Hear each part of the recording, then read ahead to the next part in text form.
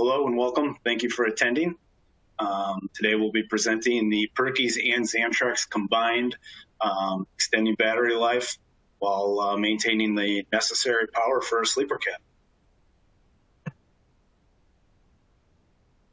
Today's topics will introduce both Purkeys and Xantrex, explain why we're here together, give a brief history of inverters and their role in the Class 8 market, discuss some common issues with inverters, and go over key features and questions to ask when specifying inverters for your sleeper. Purkeys is now a mission-critical electronics brand. As most of you probably are well aware, it's a very service-oriented organization.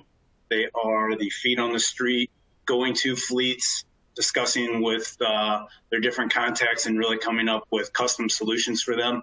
Been doing it for over 30 years, and that has always been their 100% focus. Finding a problem that their customers have and fixing it for them has really been what they've been all about. Their main core business has always been in charging and protecting batteries for fleets, which, as we all know, can certainly be an issue. Xantrex, also a mission-critical brand, which explains why we're both here today. Xantrex, hopefully many of you know, is the OEM inverter brand. We are very proud to be the only inverter brand that is offered as a factory-installed option from every Class 8 OEM. Currently today, 80% of all OE factory installations are Xantrex. Quite a bit of testing, engineering, and compliance goes into that, not only on our end during product development, but by the specific OEMs before they would introduce and spec an inverter to be their inverter of choice. We've been doing this also for over 35 years. It's a core of what we do is inverters, inverter chargers, battery chargers. We're the first inverter charger ever offered as a factory installed option a little over 10 years ago. So why inverters? Kind of start from a basic 101. Why did they originally happen in a sleeper cab? You kind of think of a sleeper cab as a small RV. Many drivers are in their sleeper cabs for long periods of time during the day, not only driving, but then using them as a mobile office and a place to stay at night. There's kind of a driver retention, driver recruitment, trying to make their drivers happy if you're a large fleet, to have them really have those home, creature comforts that they get at home. They'd like to have them on the road. It's basically their hotel while they're driving. So not only does it increase their comfort and happiness, but helps maintain them and makes them more productive. So that's really their role. And obviously there's just been nothing but an increase in them and their adoption rate ever since they were introduced. Everybody's on their phones or tablets, laptops, TVs, electronics are only used more and more. So inverters have a very high adoption rate in sleeper cab. Inverters do have problems in general. Obviously, you're using your batteries more if you're hooking up electronics to your batteries. If not managed properly, it can prolong truck idling. And if you do not spec the proper size or proper UL certified and different testing that can be done, there can be different events as well.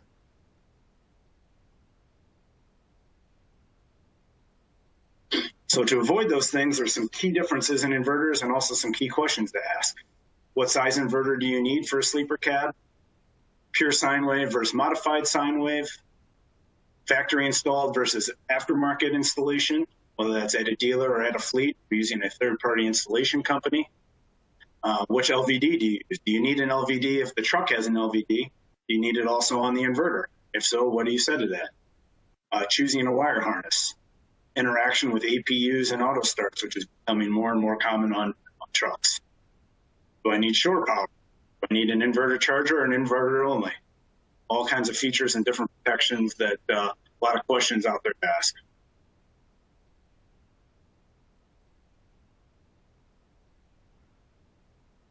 What size inverter do you need? What is the right size for your fleet? Different fleets do different things. Different owner-operators do different things.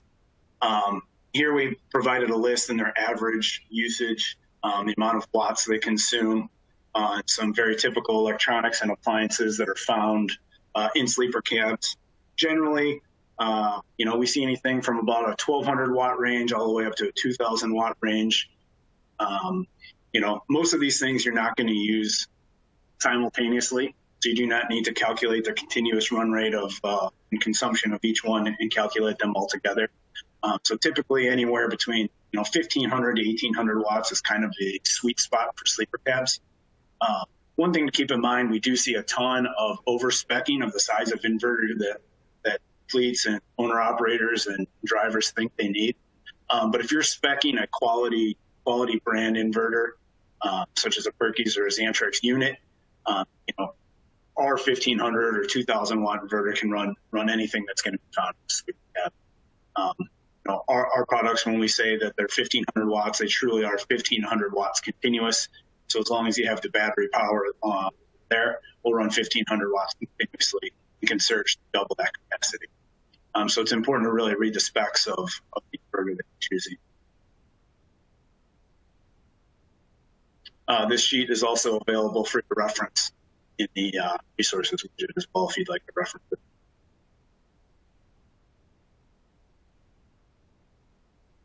What's your sine? Modified sine wave versus pure sine. So pure sine wave used to be very, very almost triple the cost of modified sine wave. So it was very popular for inverters to be modified sine wave.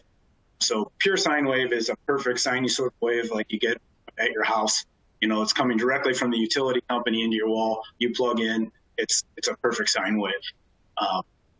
Most companies, if it's a Samsung TV or DeWalt making a drill, they assume it's going to be plugged in your house in a perfect, sine wave atmosphere or environment. However, there are modified sine wave inverters out there. They run most electronics with no issue. There's just some more sensitive things such as a CPAP or other medical devices or certain things that do have a little bit of trouble off modified sine. Purkeys or Xantrex has not come out with a new product that's modified sine wave, just like in technology. When plasma screen TVs first came out for $5,000 and they can get a 70-inch for $1,000. Technology has just changed and sine wave is not much. So there aren't too many modified sine inverters that are currently coming out. The purchase and install channel. Quite a few different options. As we had mentioned, Xantrex has been the OEM factory installed brand for quite a while. Very easy. It's installed on the line. You're getting a quality product if the OEM has spec'd it. That they have all the other components, whether it's the DC cable harnesses and the proper fuses. So you don't really have to worry about anything. You have multiple options through the OEM on warranty, which makes it nice and easy. But then also limited options. Generally, they only have one or two that they've chosen. So certain fleets want a smaller inverter, wanting to offer for CPAP and small loads. Other drivers may want a larger inverter to run different cooking equipment stuff that has a larger draw. So your options are slightly limited. And then, of course, the exact specs are generally locked by the OEMs to what they choose. When you look at the aftermarket side, it can be installed after the build. It can be done at PDI, dealer, at the fleet.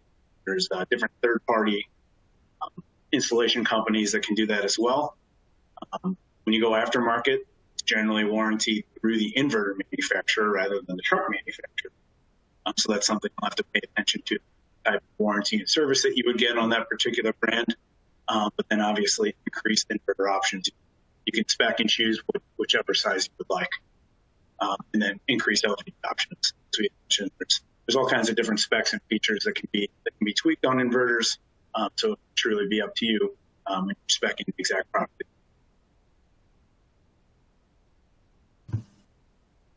All right. Hey, everybody. Sorry for the technical difficulties there, but hopefully it won't happen again. So thanks DJ for jumping in. Just quick introduction since I missed that part, I think. I am Hall. I work with Purkeys. I am the account manager based in the Midwest, based here in Chicago. So some of you out there may have met before, but thanks everybody for joining us. So as DJ mentioned, low voltage disconnects are a big piece of the inverter, and there are some differences between options between aftermarket and at the factory. A few things to keep in mind with your LVD. A lot of inverters have an LVD set at about 10.5 volts, and this is to protect the internal mechanisms and hardware of the inverter. But an LVD this low, if the batteries of the truck actually get that low, can cause road calls and damage the batteries, which would shorten their life overall. So it's really important to make sure you understand what the LVD is of your system and how that works with the overall Autostart, APU, whatever you have system in your truck, which we'll talk to a little more in detail later. So a few key questions asked regarding the LVD. First, is there an LVD above 10.5? If there is an LVD option, does it have multiple? There are some out there that are fully programmable. Some are fully programmable in the field. Some you have options beforehand. Some just come with one option. So it's just important to know what those options are. And the second is, can it be reprogrammed if needed? So there are some inverters where if you want a new LVD set point, it's hardwired into the inverter. So you actually have to take it out and buy a new one if for some reason your operations change or you realize it's too high or too low for what you need. There are other units that you can just have a little programmer, you plug it into your inverter and just update it in the field. So there's no change. There are others where you just have to buy, a little part instead of changing out the whole inverter to where you can get the update. It'll cost you a little money, but it won't be like buying a whole new inverter. So again, just important to understand kind of what that set point is, if you can modify it. And then again, as we'll talk about in a little bit, how that integrates fully into your whole system. And we've got a poll question here that we'd like to ask, and we'll share the results after this just to kind of get an idea. Everybody can see what different people are doing. We're just curious, if you have an inverter, what is your LVD set point set at? And we couldn't list like a million different options, so we tried to have ranges, which we think kind of covers it and gives an idea of what people are doing. So if you could just take a second, click on whichever, if you have an inverter, whatever that range is. If you don't know, that's all right too. Just put that you don't know. Just kind of help us make sure we're focusing on the right things and hopefully answer any questions if there are some specifically.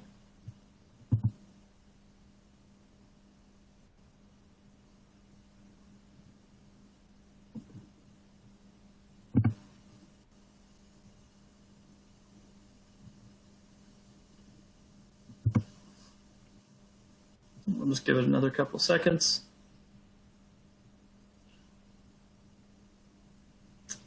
Alrighty, so let's see what we've got. Okay, so thank you everybody for the answers here. So we have kind of running across the gamut here, but 41% saying they don't have an LVD or they're not sure what it is, which is we found that to be fairly typical, but just something to keep in mind maybe when you're looking at whether it's next year's or just if you're having overall battery issues with your trucks. That is something to take into account and to look at, see kind of what that LED is at, if there's a way to modify it, if it is causing battery issues on the truck. And always just something to keep in mind, again, how it is interacting with your whole truck system.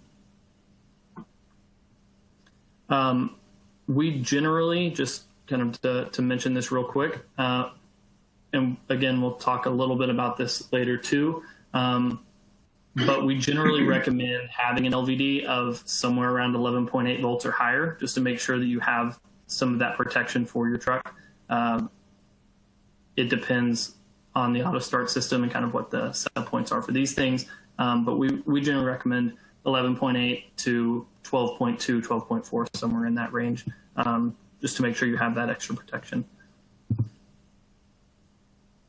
So another key part of the inverter is the harness. Every inverter has to have a harness, and while they may all kind of look the same in a lot of ways, they've got the red cable and the black cable. Not all harnesses are the same. So a few things to keep in mind when you're selecting a harness, or if you're going through a PM check, or if you have to replace a harness. or replace a piece of that. Just some key things to keep in mind to make sure it operates correctly and that everything stays safe and protected. The first thing is the cable size and the cable length. These kind of go hand in hand. So if the cable length is very long, for example, you're going to need a thicker cable, because what's happening is as you go from the batteries to the inverter, you've got voltage drop along that circuit. So if, let's say, your LVD at your inverter is at 12.2 volts, but you have, I don't know, a 15-foot cable, if that cable is not big enough, then when your batteries are at 12.4 volts, they might actually be reading at the inverter at 12.2 volts. So you're not getting the full time out of your inverter that you could be getting. And it's just diminishing the functionality, I guess, that you're getting from your inverter. So those are just two pieces to keep in mind. If you have an inverter much closer to the batteries, you don't need quite as thick a cable, but those just kind of are they go hand in hand. The next thing is installation ease and access to components. So if you're having to make changes, just making sure that you have access to what those components are. This is a lot more for the aftermarket piece. If you are installing your own inverters and harnesses, just making sure that whoever you buy them from, they've got a good installation kit. This can make it a big difference as far as time goes, and also a big difference as far as maintenance goes. If you have an inverter harness, for example, you're just putting through a hole in the floor of the truck, but you don't have a dome nut or plate or something there to protect that harness. They can have issues where it chafes and corrodes or something like that. So it's just really important to make sure that key, particularly that pass-through point, is protected on the installation. And the last thing here is the cable protection. So there are two pieces, and what we mean by this is basically the fusing of the cable. So there are two key things here to think about. The first is how big is the fuse that you're using, and the second thing is where that fuse is located. On the size, the rule of thumb kind of we always go by, and that is if you've got a 1500 watt inverter, you want a 150 amp fuse, 2000 watt inverter, 200 amp fuse. It pretty much just stair steps like that. Depending on the wattage of your inverter, you're going to have, you can just take a 0 off of that, and that's probably the fuse size that you need.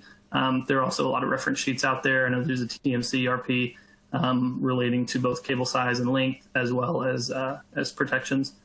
The second piece is where that fuse is located. So if there is an issue along the harness, whatever cable is unprotected up to that point is going to need to be replaced. On the other hand, there are harnesses. Harness, for example, is fused at the battery.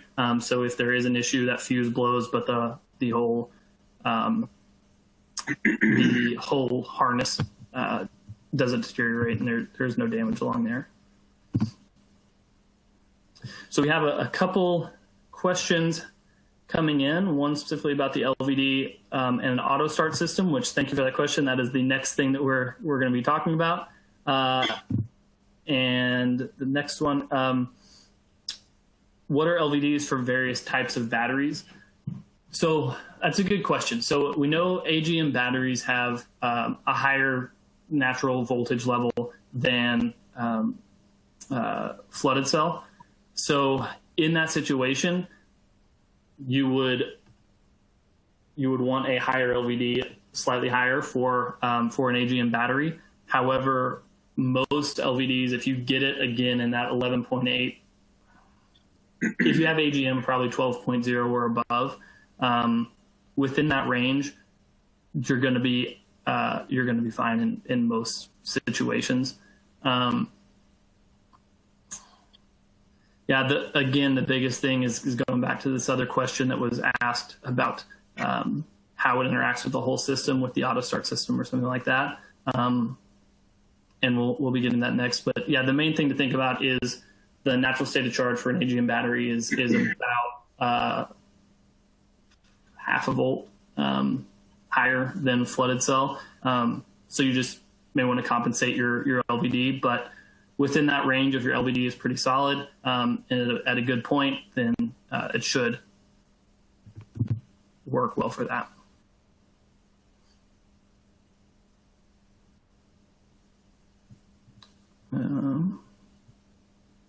Okay, we've got a lot of questions coming in, which is great. I see a lot of these have to do with kind of the whole system. So we're going to put these on hold for just a second. Let DJ get into this next piece about the APU Autostart and how that all interacts with the system. And then if that doesn't answer some of these questions, we can go back to them.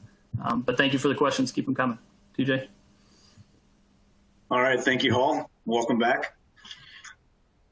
So getting into the whole system that Hall was referring to, APUs, whether they're a diesel APU or an electric APU, and auto start interaction within the tractor, which is becoming more and more popular. So to answer the first question here, if you need an inverter with your APU, absolutely. The whole reason you have the APU is so that you're not running your truck's diesel engine to run your air conditioning and some other loads. For the same reason, there's no reason why you'd want to run a diesel APU just to watch TV, use your laptop, something that's, just small in electronics and wouldn't need a diesel generator to push that type of load.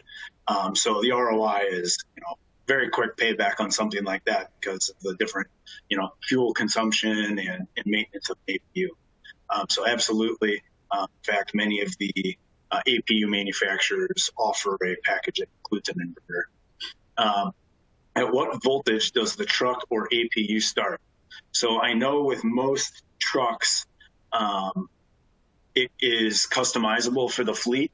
Most fleets are running their auto start at around 12.3 volts, but it can get tricky. And we saw that there was a couple questions about this because the truck is measuring that voltage directly at the batteries.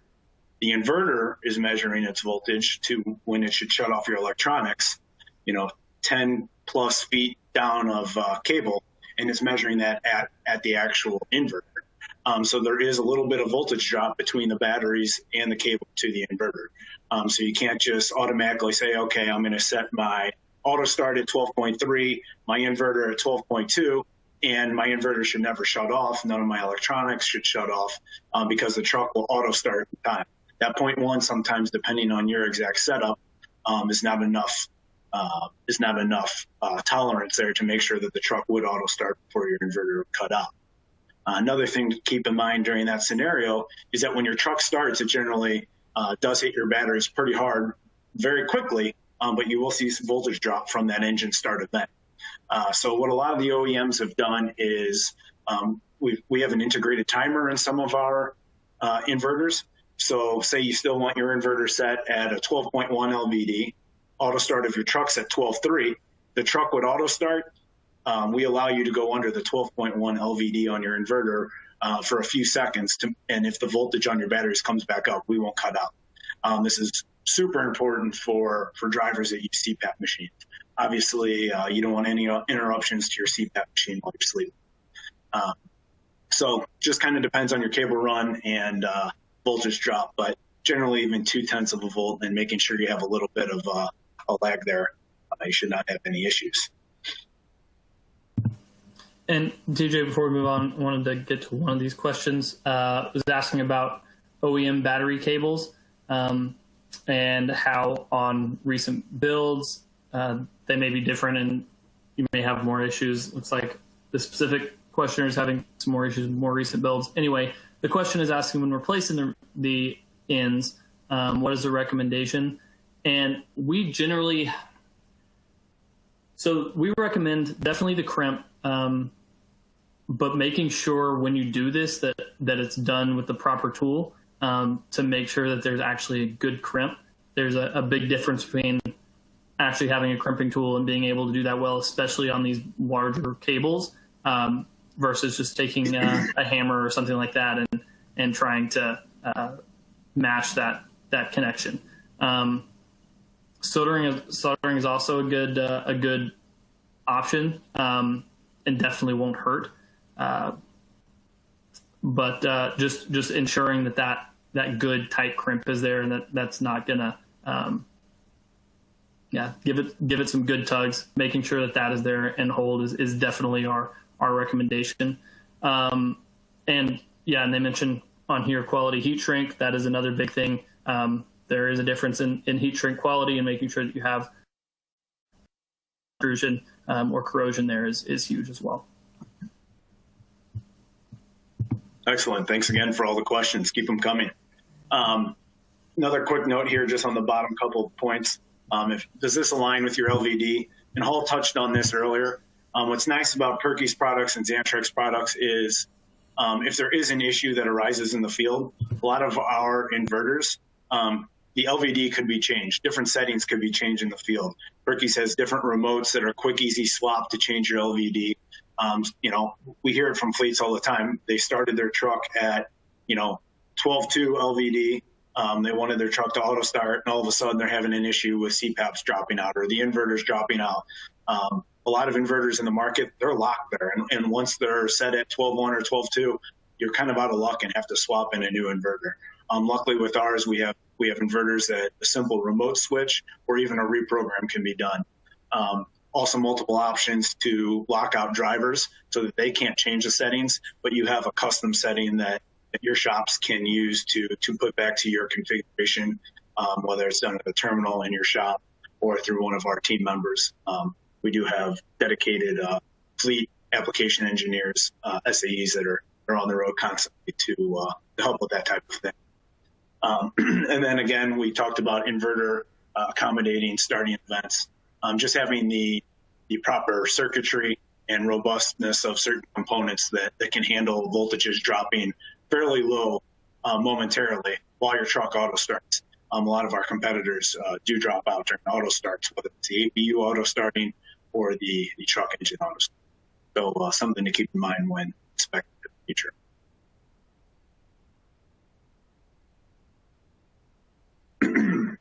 Another poll question here. Which of the following do you use? Please check all that apply. Truck auto start / optimized idle, a diesel APU, an electric APU or battery powered HVAC system, or none of the above.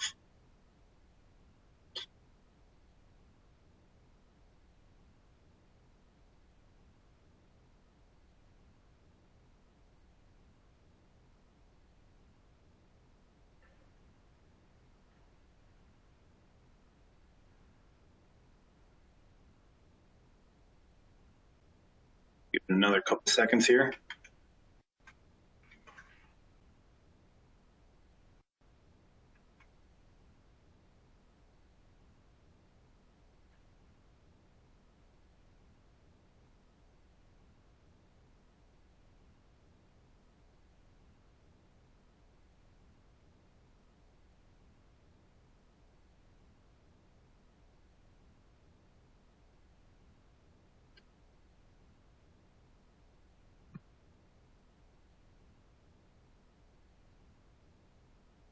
All right, this calculation's interesting.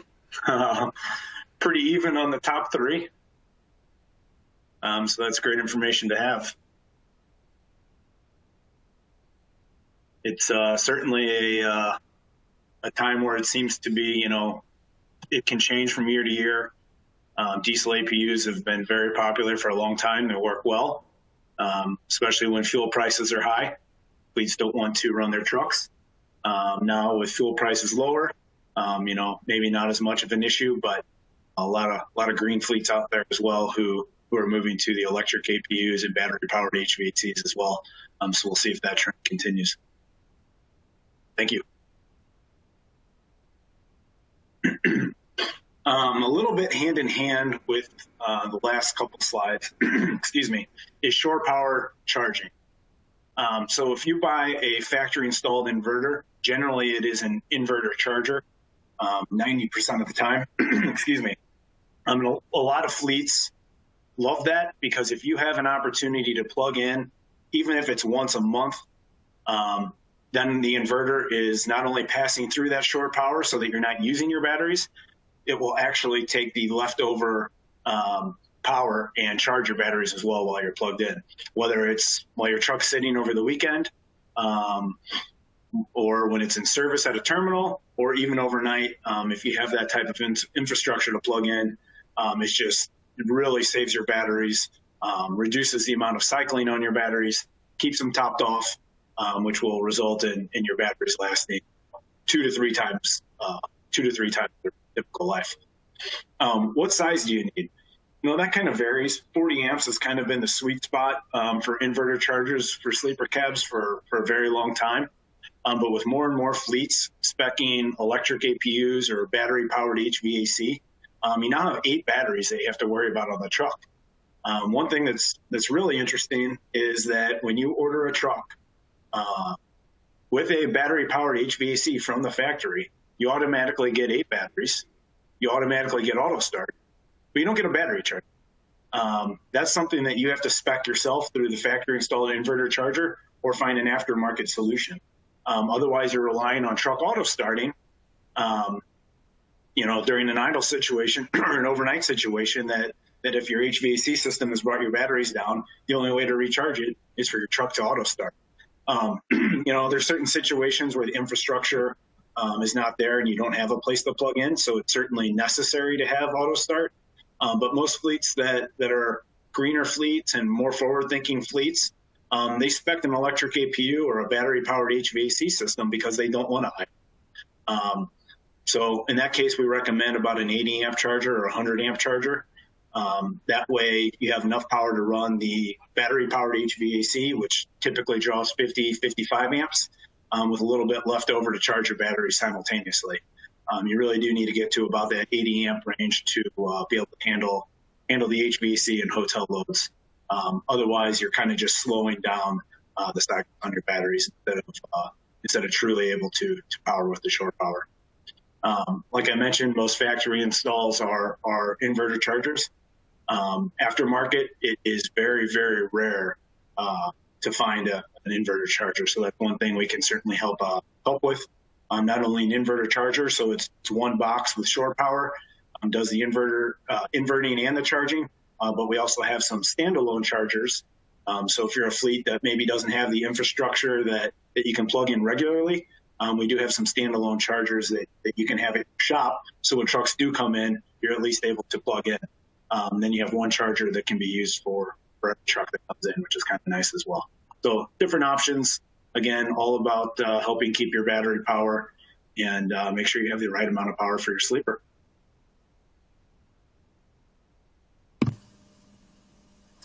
Thanks, TJ. And I just want to comment on one other question real quick. There was a question that came in about alternator output and kind of what we recommend. And similar with these other pieces, it is different with depending on the fleet.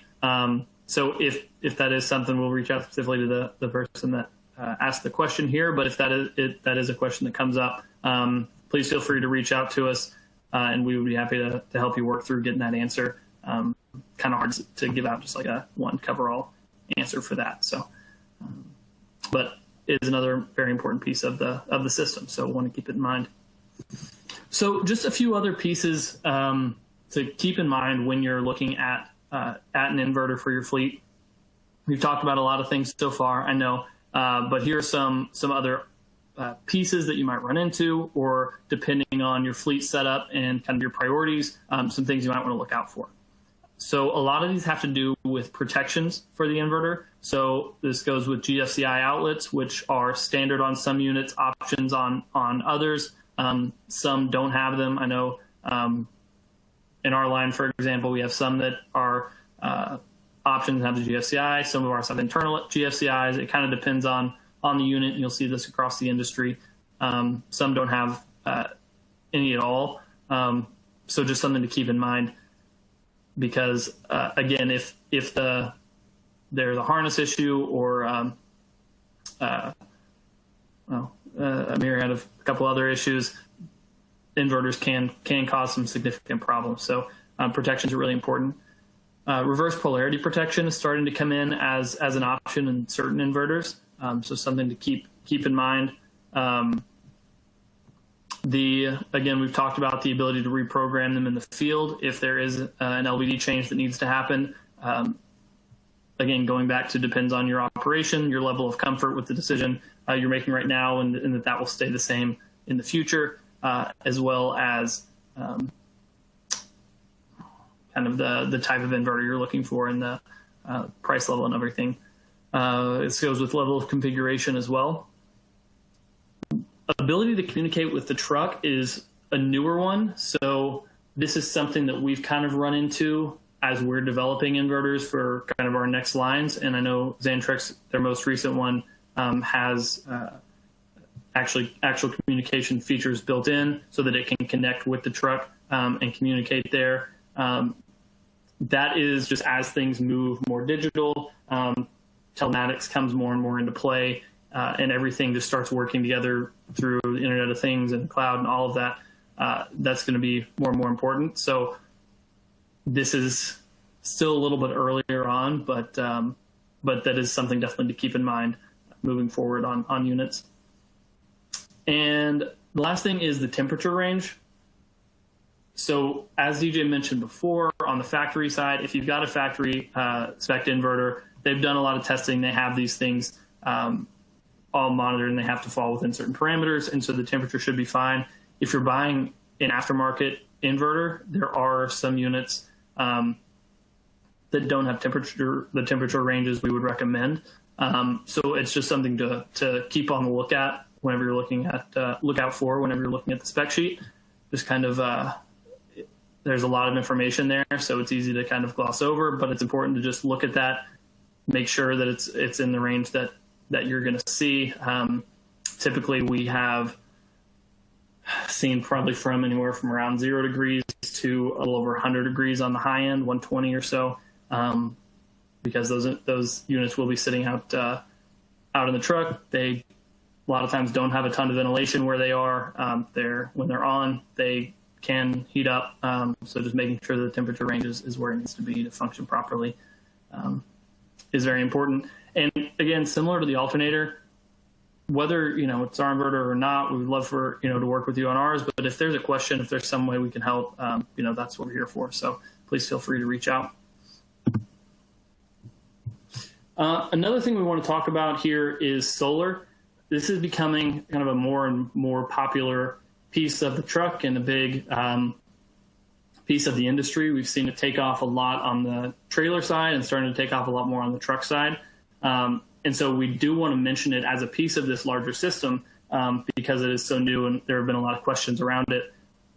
So a couple of the key things, benefits with solar and how it interacts with this whole system. The first is that it just generally extends your runtime for your hotel loads and for your batteries by keeping them charged whenever the hotel loads are on. As long as you're putting power back into the solar panels, it'll extend the time.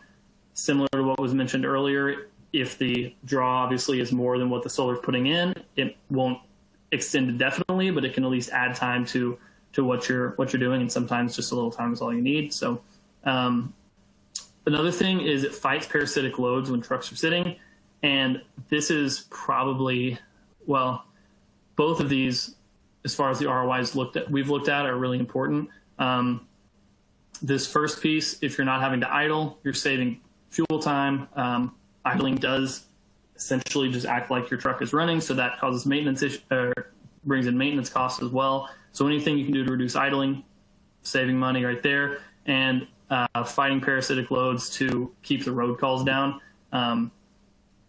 We have run some ROIs with different companies. Some of them, the way they operate, have found that it hasn't been in their best interest at the time. But a lot more and more of the fleets we're working with are finding the payback is there, and cost is going down on these every year. So just something to keep in mind if you're looking for your whole system and you're working to build a system that works well for your fleet and your operation, that this is a very feasible option these days and has a good payback period and a good ROI there. So with that being said, we were just kind of curious to get a general feel for the room here. If you wouldn't mind giving us some feedback here, just kind of seeing what the feel is around solar, if you're currently using it, testing it, researching, or if that's just something you're not interested in right now. We'd love the feedback, and if it is something you're researching, we'd love to be able to answer any questions for you as well. We have a webinar we did a couple months ago on solar that the recording is out now, so maybe a good resource if you're looking into the different types of panels and different types of controllers and things like that. that are out there. So we'll give a few more seconds.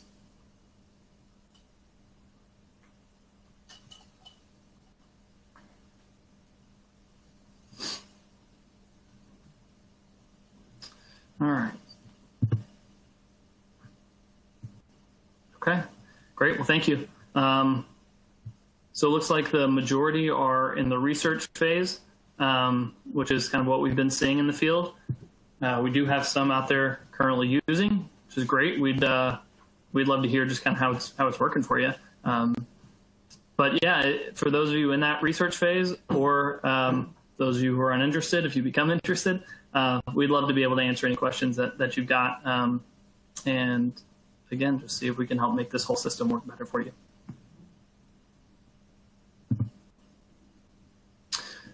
So that's kind of all the main pieces that we had for today. We do want to take some time for Q&A here in a second. But just kind of to point out, in your resource widget at the bottom of your screen, we do have the wattage chart we showed earlier, and some literature on our inverters if you're interested there. We also do have our dedicated fleet team and our service line. So if there's anything we can do to answer questions, or if you're currently using one of our units and have any questions about it, we'd love to help out there. And one more thing before we get to questions, did just kind of want to show this for those of you who we've worked with in the past. Now that we've joined that mission critical electronics family, we do have a lot of other brands, Xantrex and Kuzmal, our sister companies, and we're really excited to be working with them and have a lot of great new products and solutions that we can bring into our solution systems as we're building them out. So anyway, just kind of wanted to put this up here to show what we're all about, and we'd love to work with you on anything that we can do to help your fleet. So we'll take a few more questions, and then we do, if you could stay on, we do have a quick 2-minute survey at the end just to see if this was helpful, and to see if you have any recommendations for future ones or any topics that you'd like to see us do a webinar on in the future. So we'll leave it here for a second, see if we've got any more questions coming in. I know we've had a lot already, so maybe all questioned out, but we'd love to hear them if you got them.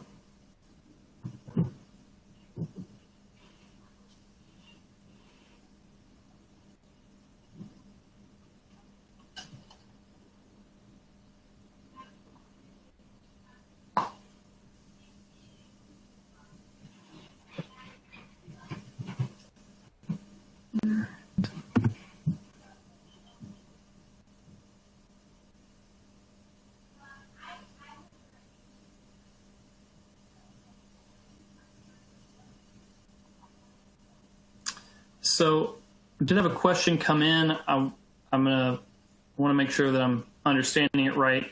Asking about what's in the future pipeline to help with power demand the drivers are looking for. So I'm assuming that power demand means larger inverters for more power needs.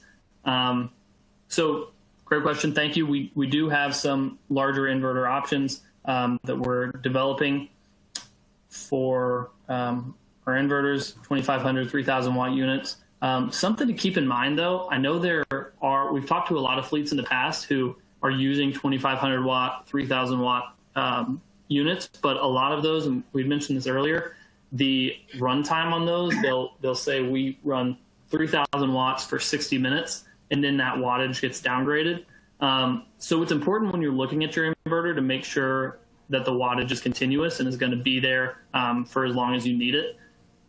So a lot of fleets that we see, they're using a 2,500, 3,000 watt inverter, but they don't really need it. The only reason they need that much power is because once it downgrades after that time frame, they don't have the power at that point that they need. So just something to keep in mind. We have seen a lot of fleets who think they need a larger inverter, but when in actuality, they just need a smaller inverter that's going to be continuous and is going to work for them how they need it to. So, but good question. We do have some larger inverters coming in the line that we already have developed, and have available if that's something you need. and did have a question come in about literature. All of that, any literature for any of our products is on our website, and you can also reach out to any of us individually, and we can send that over to you, answer any specific questions.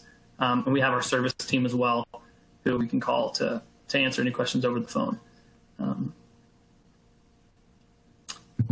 So I think that is all we've got at the moment. So I will not take any more of your time. We do have, like I mentioned, a quick 2-minute survey here at the end, if you wouldn't mind hanging on for that. But otherwise, hope you have a great Thursday and Friday and then the weekend. So thanks everybody for joining us, and have a great day. All righty. Thank you, everyone.